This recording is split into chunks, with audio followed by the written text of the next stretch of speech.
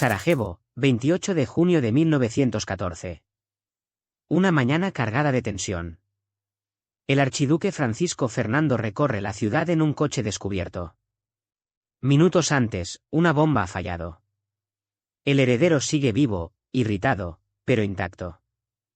Lo que ocurre después no es una conspiración perfecta, sino una cadena absurda de errores, una ruta mal comunicada, un conductor desorientado, un motor que se cala justo delante de un joven que ya había dado todo por perdido.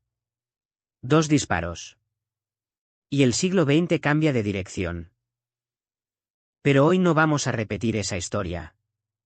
Vamos a eliminar solo ese instante. No vamos a borrar el nacionalismo, ni la rivalidad entre imperios, ni el miedo estratégico de Europa. Solo suprimimos el segundo en el que el coche se detuvo. ¿Qué ocurre si el atentado falla de verdad? Europa en 1914 era un sistema inestable, pero no suicida. Las potencias estaban armadas, sí. Los planes militares existían. Alemania temía el crecimiento ruso. Francia soñaba con recuperar Alsacia y Lorena. En los Balcanes, el nacionalismo era un fuego mal contenido. Pero querer una guerra y estar dispuesto a iniciarla bajo cualquier circunstancia son cosas distintas. Los gobiernos necesitaban algo más que ansiedad estratégica. Necesitaban legitimidad ante sus propias poblaciones. El atentado de Sarajevo no creó las tensiones, pero ofreció una víctima concreta, una indignación que podía presentarse como moralmente incontestable. Fue la cerilla.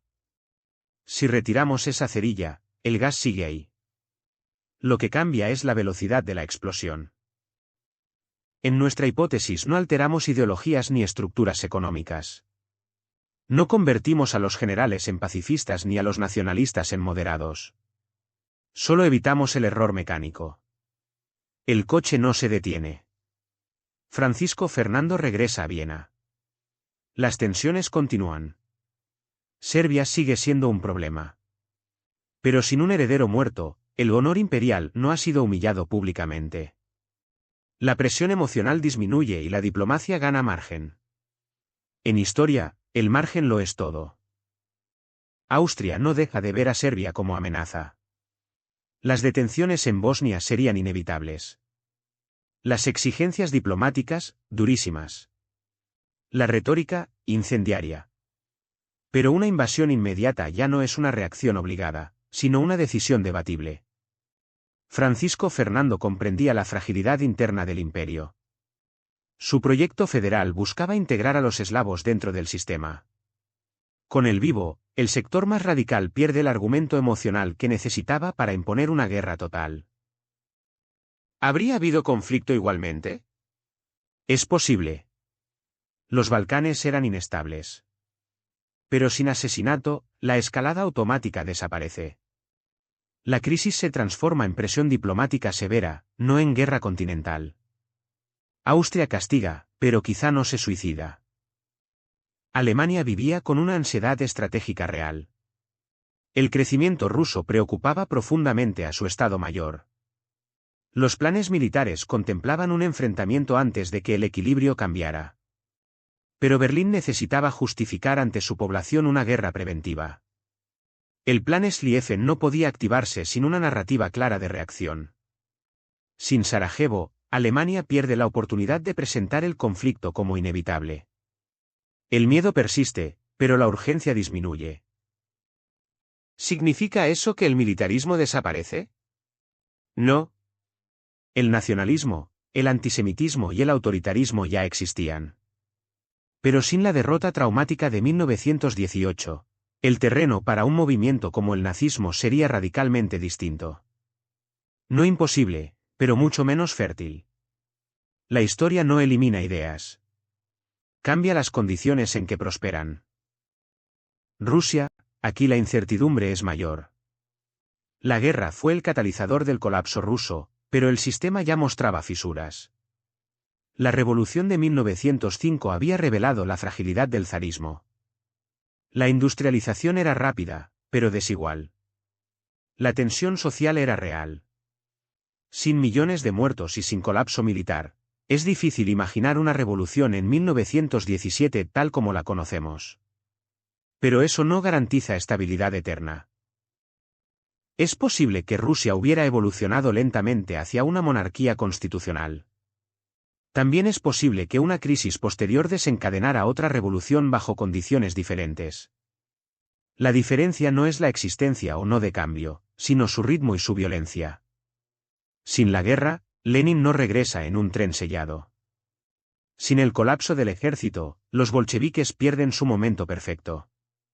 La Unión Soviética, si llegara a existir, lo haría de forma distinta. La guerra no creó la Revolución Rusa, pero la hizo irreversible. Francia sigue deseando revertir la humillación de 1871, pero no atacará sola. Necesita alianzas y legitimidad. Gran Bretaña no tenía intención de morir por Serbia. Entró en guerra por Bélgica y por equilibrio continental. Sin invasión alemana de Bélgica, Londres observa desde la distancia. Europa entra en una paz armada prolongada. Competencia naval, rivalidad económica, tensiones diplomáticas. Una guerra fría antes de que existiera el término. Cuanto más interdependientes se vuelven las economías, más costosa resulta la guerra. No la hace imposible, pero sí menos inmediata. Y fuera de Europa, las consecuencias también serían profundas, aunque menos inmediatas. El Imperio Otomano, sin la Gran Guerra, no colapsa en 1918. Sus problemas estructurales seguían ahí, tensiones internas, reformas incompletas, presión rusa, pero la guerra fue el golpe final. Sin ese conflicto, es probable que hubiera sobrevivido algunas décadas más, quizá transformándose lentamente, quizá desintegrándose de manera menos abrupta. El mapa de Oriente Medio no sería el que conocemos. ¿Y Estados Unidos? Estados Unidos seguiría creciendo. Ya era una potencia industrial formidable. Pero sin el suicidio financiero de Europa, el ascenso estadounidense habría sido más gradual. El dólar acabaría imponiéndose, probablemente sí, pero no tan rápido ni bajo el aura moral de haber salvado al continente. El siglo XX seguiría cambiando. Solo lo haría a otra velocidad. Es tentador imaginar un mundo sin trincheras, sin genocidios industriales y sin bombas atómicas. Pero una Europa que no se destruye en 1914 es también una Europa donde los imperios coloniales duran más tiempo y donde los cambios sociales pueden retrasarse. El sufrimiento no desaparece, cambia de forma. El coche que no se detiene no salva el mundo. Solo altera su trayectoria. Y eso nos recuerda algo incómodo. La historia no es una fuerza inevitable, pero tampoco es un mecanismo frágil que se reescribe con una sola pieza. A veces, un motor que no se cala no evita la tormenta. Solo la pospone.